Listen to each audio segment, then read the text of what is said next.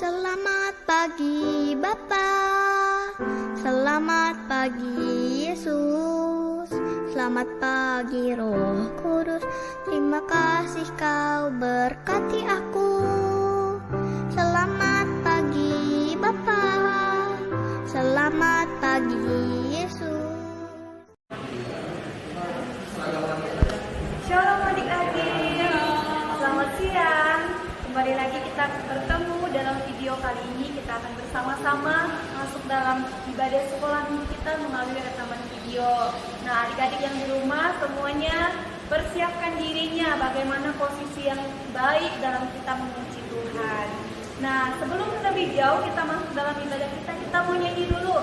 Adik-adik semua berdiri ya. Kita mau nyanyikan pujian Daki Gunung yang Tinggi. Jadi silakan Kak Nova, oke?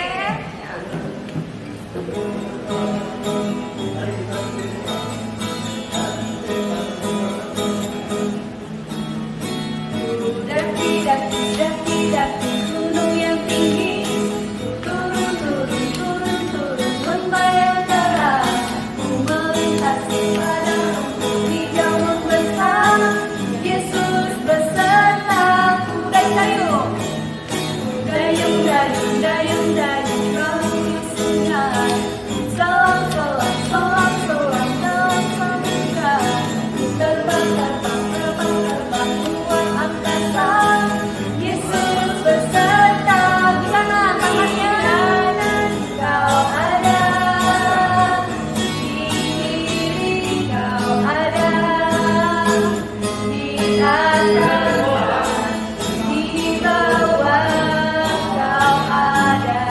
Katakan di suka kau ada, di duka pun kau ada, karena Engkaulah Yesus. Jelas dalam hati katakan di kanan kau ada, di kiri kau ada, di atas dan di bawah kau ada.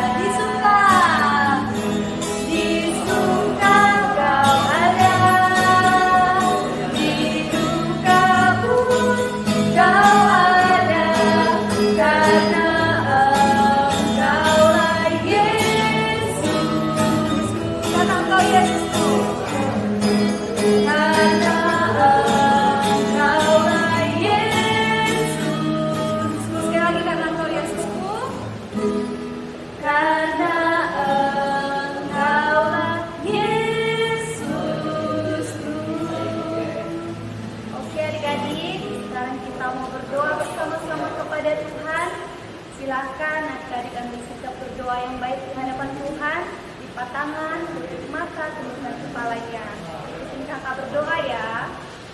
Tuhan Yesus, kami bersyukur hari ini kami boleh bersama-sama menikmati kebaikan Tuhan di dalam kehidupan kami. Tuhan Yesus, saat ini kami akan memulai ibadah sekolah minggu kami melalui rekaman video. Tuhan Yesus, berkati kami, berkati hati kami, supaya kami boleh dilayakan datang di hadapan Tuhan. Terima kasih Tuhan. Dalam nama Yesus berdoa. Haleluya. Amin. Jadi ayo semuanya adik-adik siapkan Alkitabnya, siapkan hatinya. Kita mau siap-siap menjadi anak yang mau diajar dan belajar. Oke, katakan aku siap belajar firman Tuhan. Aku siap belajar firman Tuhan. Oke, shalom adik-adik. Sudah siap mendengarkan cerita firman Tuhan? Nah, kakak mau tanya, minggu lalu kita mendengarkan cerita tentang apa? Tentunya minggu lalu kita mendengarkan cerita tentang seorang nabi yang ditelan oleh ikan. Siapa itu? Yaitu Yunus. Nah, mendengarkan cerita tentang seorang nabi yang dipelihara oleh Tuhan, yaitu Tuhan memelihara Elia. Katakan Elia. Nah, adik-adik, ayat firman Tuhannya ada di dalam 1 Raja-Raja pasal 17 ayat 1 sampai yang ke-6. 1 Raja-Raja pasal 17 ayat 1 sampai ayat yang ke-6. Nah, setelah Raja Daud meninggal, kerajaan Israel itu dipimpin oleh raja-raja yang lain yang menggantikan Raja Daud pada masa itu. Pada saat itu bangsa Israel dipimpin oleh Raja Ahab. Siapa? Raja Ahab. Nah, Raja Ahab mempunyai seorang istri. Istrinya bernama Izebel. Siapa istrinya? Izebel. Ya, Izebel ya. Nama istri Ahab adalah Izebel. Mereka memiliki sifat yang sangat jahat yang tidak berkenan kepada Tuhan. Mereka selalu berbuat jahat setiap harinya, tidak pernah berbuat baik, selalu menyakiti hati Tuhan dan semua perbuatannya tidak berkenan di hadapan Tuhan. Bahkan Raja Ahab bersama dengan istrinya mereka menyembah berhala ya, menyembah Allah lain, bukan Allah yang Maha Kuasa Tuhan Yesus Kristus. Pada saat itu di kota Samaria, Raja Ahab membuat sebuah patung yang sangat besar, indah. Bangsa Israel semuanya yang ada dalam kerajaan itu, mereka semua menyembah kepada patung yang dibuat oleh Raja Ahab itu. Mereka menyembah kepada patung itu, yaitu menyembah berhala. Kemudian Tuhan tidak menyukai perbuatan mereka. Maka Tuhan memanggil seorang nabi yang bernama Elia. Siapa nama nabinya? Elia. Ya, Elia. Nah, di situ Tuhan berkata kepada Nabi Elia. Dia mengatakan supaya Nabi Elia menyampaikan pesannya kepada Raja Ahab. Yaitu Tuhan berkata kepada Nabi Elia bahwa Tuhan atau dia akan menghukum bangsa Israel, akan menghukum orang-orang Israel yang menyembah berhala itu, yaitu menyembah patung yang dibuat oleh Raja Ahab. Nah, kemudian Nabi Elia melakukan seperti yang diperintahkan Tuhan kepada dia. Dia menyampaikan pesan Tuhan kepada Raja Ahab, yaitu mengenai bahwa Tuhan akan menghukum orang-orang Israel karena kejahatan yang mereka perbuat. Nabi Elia berkata, sekali lagi ya, dia berkata bahwa jika orang Israel tidak mau bertobat, maka Tuhan akan menghukum orang-orang yang ada dalam kerajaan atau yang ada di kota itu. Bahkan Raja Ahab bersama istrinya juga akan dihukum oleh Tuhan. Dan hukuman itu adalah bahwa Tuhan mengatakan di tahun ini tidak akan ada embun dan hujan. Setelah menyampaikan pesan itu, setelah Nabi Elia menyampaikan pesan itu kepada Raja Ahab, Tuhan memerintahkan Nabi Elia untuk pergi ke tepi sungai Kerit. Kenapa Tuhan menyuruh Nabi Elia untuk pergi dan tinggal di tepi sungai Kerit? Karena tidak akan ada hujan yang turun di tahun itu. Nah, Tuhan menyuruh Nabi Elia untuk pergi ke sungai Kerit supaya Nabi Elia dapat minum, tidak kehausan, dapat melanjutkan hidup. Nah, kemudian orang-orang Israel masa itu mereka mengalami kehausan ya. Adik-adik bayangkan sendiri, gimana kalau misalnya kita tidak punya air? Gimana misalnya kalau kita tidak bisa minum? Tentunya kita akan haus ya. Dan pastinya kalau sama sekali tidak mendapatkan air, tentunya kita akan mati atau meninggal.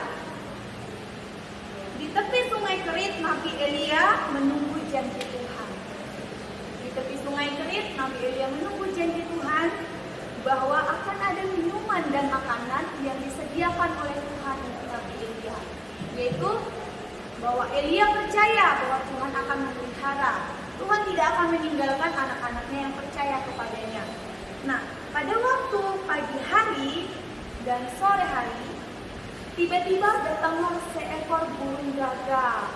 Nah, jadi bayangkan datang seekor burung gagak menghampiri Nabi Elia di tepi sungai Kerit. Nah, adik-adik tahu burung itu membawa apa?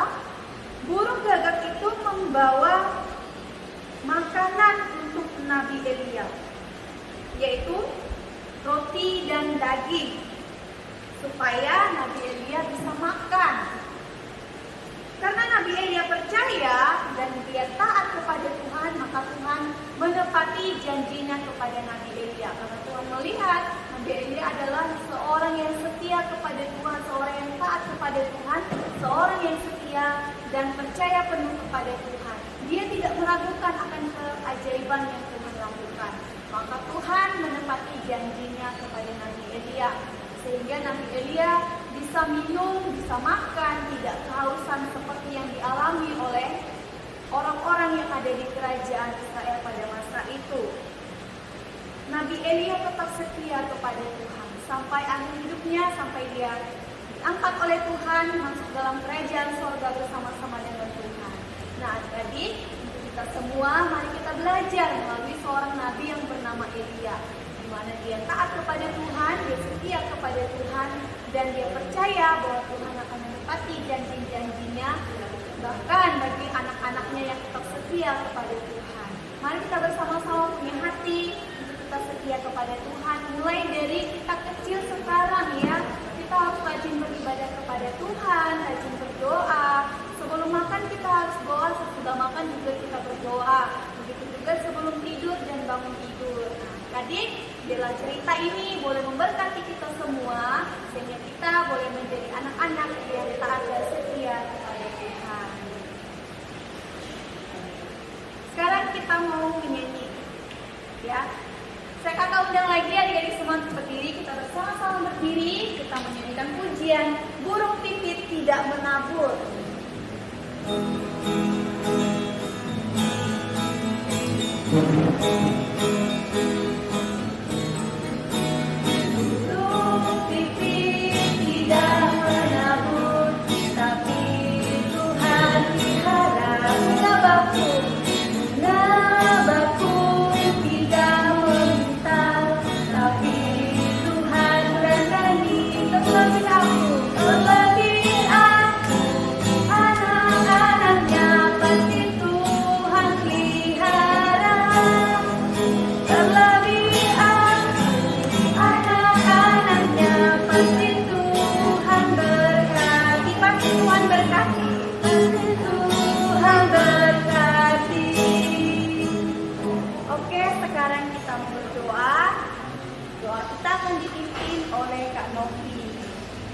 Mari semuanya angkat tangannya, kita mau doakan kepada Tuhan, kita mau kembali berdoa kepada Tuhan. Semua ikut kami berdoa ya. Tuhan Yesus, terima kasih buat firman-Mu di sore hari ini. Mengajarkan kami untuk kami hidup taat, setia dan tunduk kepadamu apapun kondisinya. Terima kasih Tuhan. Kami mau, kami rindu, kami berikan hati kami untuk semakin dibentuk serupa segambar dengan Engkau. Terima kasih Tuhan. Ibadah kami telah selesai. Dalam nama Yesus. Haleluya. Amin. Oke adik-adik, ibadah kita selesai. Sampai jumpa di minggu depan. Tuhan Yesus memberkati. See you.